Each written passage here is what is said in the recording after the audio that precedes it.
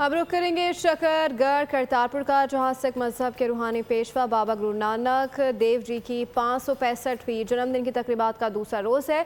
भारत समेत दुनिया भर से सिख यात्री तकरीबात में मसरूफ़ हैं। इस वक्त इंडिया से आए सिख यात्री बोल न्यूज़ से गुफ्तगू कर रहे हैं। तफसीलात जानते हैं शहजाद हुसैन से। जी बिल्कुल, करतारपुर में भी बाबा गुरु नानक देव जी की 556वें जन्मदिन की जो 3 रोज़ा तकरीबात हैं उसका आज दूसरा रोज़ है। और यहाँ पे भारत समेत दुनिया भर से जो सिख यात्री हैं वो यहाँ पर अपनी मजहबी इबादत में मसरूफ़ हैं। इस वक्त भारत से आए कुछ सिख यात्री मेरे साथ मौजूद हैं। हम उनसे जानते हैं कि पाकिस्तान गवर्नमेंट ने उनका किस तरह इस्तकबाल किया और वो दुनिया को क्या पैगाम देते हैं। जी वाहिगुरू जी का खालसा, वाहिगुरू जी की फतेह।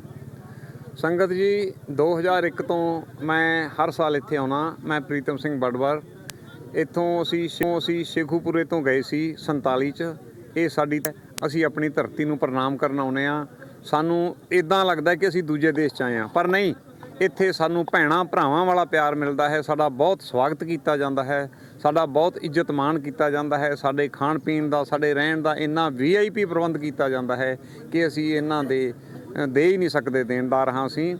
ਅਸੀਂ ਦੋਹਾਂ ਸਰਕਾਰਾਂ ਨੂੰ, ਪਾਕਿਸਤਾਨ ਔਰ ਹਿੰਦੁਸਤਾਨ ਦੀ ਸਰਕਾਰ ਨੂੰ, ਦੋਹਾਂ ਨੂੰ ਬੇਨਤੀ ਕਰਦੇ ਹਾਂ, ਅਗਰ ਤੁਸੀਂ ਕਰਤਾਰਪੁਰ ਦਾ ਲਾਂਘਾ ਖੋਲ੍ਹ ਦਿਓ ਤਾਂ ਇੱਥੇ ਹਰ ਰੋਜ਼ ਮੇਲਾ ਲੱਗਿਆ ਕਰੇਗਾ। ਸਾਡੇ ਪੰਜਾਬੀ ਇਹ ਚਾਹੁੰਦੇ ਨੇ ਕਿ ਅਸੀਂ ਭੈਣ ਭਰਾਵਾਂ ਨੂੰ, ਆਪਣਿਆਂ ਨੂੰ ਮਿਲੀਏ। ਸਤਿਕਾਰ ਸਾਨੂੰ ਜਿੰਨਾ ਇੱਥੋਂ ਮਿਲਦਾ ਹੈ, ਅਸੀਂ ਉਹ ਸਤਿਕਾਰ ਇਹਨਾਂ ਦੇ ਬੇਹੱਦ ਧੰਨਵਾਦੀ ਹਾਂ।